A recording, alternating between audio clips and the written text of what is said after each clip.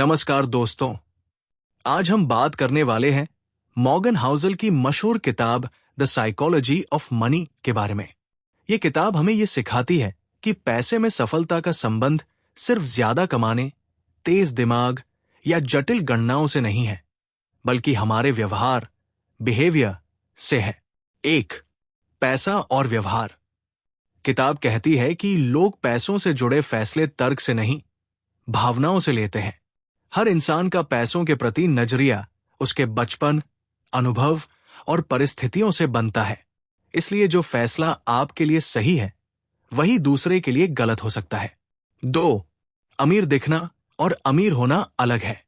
सबसे बड़ी सीख यह है कि अमीर दिखना अमीर होना। जो लोग महंगी गाड़ियां और लग्जरी दिखाते हैं, जरूरी नहीं कि वे अमीर हों। असल अमीरी वह है जो दिखाई नहीं देती, यानी बचत और निवेश। 3. कंपाउंडिंग का जादू। किताब बताती है कि पैसे बढ़ाने का सबसे ताकतवर हथियार है समय और धैर्य। छोटा निवेश अगर लंबे समय तक किया जाए तो वो चमत्कार कर सकता है। जल्दबाजी अक्सर नुकसान देती है। 4. जोखिम और सुरक्षा। मॉर्गन हाउसल कहते हैं कि बड़ा रिटर्न कमाने से ज्यादा जरूरी है खेल में टिके रहना। जो लोग जोखिम को सही से संभालते हैं, वही लंबे समय में सफल होते हैं। 5. पर्याप्त होना सीखिए। हर इंसान को यह समझना चाहिए कि उसके लिए इनफ क्या है। लालच कभी खत्म नहीं होता, लेकिन संतोष आपको मानसिक शांति देता है। द साइकोलॉजी ऑफ मनी हमें यह नहीं सिखाती कि कौन सा शेयर खरीदे, बल्कि यह सिखाती है कि पैसों के बारे में सही तरीके से कैसे सोचा जाए।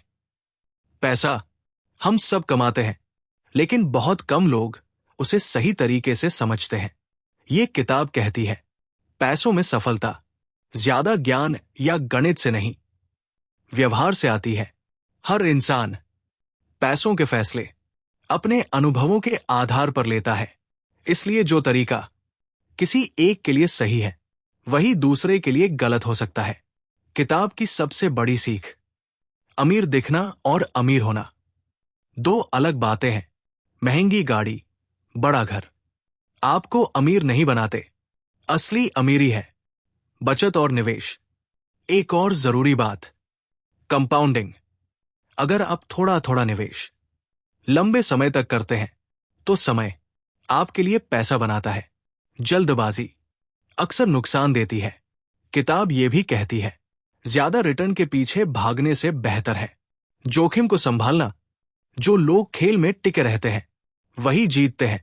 और सबसे आखिरी सीख, इनफ जानना सीखिए। जब आपको पता होता है कि आपके लिए कितना काफी है, तो पैसा आपका मालिक नहीं बनता। निष्कर्ष ये है, द साइकोलॉजी ऑफ मनी हमें अमीर बनने के तरीके नहीं, बल्कि पैसों के बारे में सही सोच सिखाती है।